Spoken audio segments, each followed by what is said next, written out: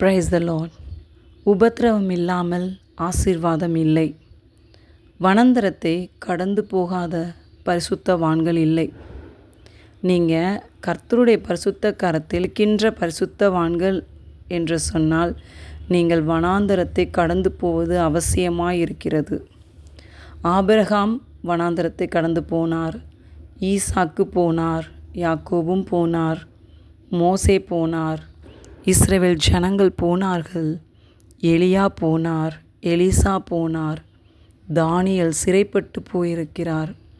இயேசு கிறிஸ்துவும் வனாந்தரத்துக்கு கடந்து போயிருக்கிறார். சீஷர்கள் உபத்திரவத்துக்குள்ளே கடந்து போனார்கள். பவுல் பிரயாணப்பட்டு வனாந்தரத்துக்கு போனார். யார் போகலை சொல்லுங்கள்? பல நேரங்களில் நாம் இருக்கும் இடத்தில் குறைவுகள் வருவது உண்டு. அது வாழ்க்கையில் ஒரு பார்ட். பிரச்சனையோ போராட்டமோ உபத்திரவமோ நம் வாழ்க்கையில் ஒரு பார்ட். ஒரு காலகட்டத்தில் அது கடந்து போகுங்க. கவலைப்படாதீங்க. உடனடியாக நம்ம என்ன செய்கிறோம்? சகிக்கக்கூடாமல் இம்மீடியேட்டாக ட்ரான்ஸ்ஃபர் ஆகி இங்கேருந்து மோவா போகலாம், அங்கே சாப்பாடு கிடைக்கிது, அங்கே போயிடலாம். அப்புறம் கொஞ்ச நாள் அங்கே இருக்கும்போது அங்கே பிரச்சனை வரும்போது உடனடியாக என்ன செய்கிறது? அங்கேருந்து புறப்பட்டு பெத்லஹேமுக்கு வர்றது. இப்படி தான் இருக்குது நம்மளுடைய வாழ்க்கை. கர்த்தர் என்ன விரும்புகிறாருன்னா, இந்த பிரச்சனையை நமக்கு அனுமதிக்கிறார் அப்படின்னா நீ அங்கே இருக்கிறாயா இல்லையா என்று பார்க்கத்தான் கர்த்தர் அனுமதிக்கிறார். கர்த்தர் ஏன் உங்களை உபத்திரவ பாதையில் நடத்துகிறாருன்னு நீங்கள் ஏன்னு தெரியுமாங்க? நீங்கள் கர்த்தரோடு கூட இருக்கீங்களான்னு பார்க்க தான் ஆண்டவரே அதுக்கு அனுமதி கொடுக்குறாரு. இன்றைக்கு நிறைய பேர் பார்த்திங்கன்னா யாரும் போராட்டத்தை விரும்பலை, லைஃப்பில் பிரச்சனையை விரும்பலை.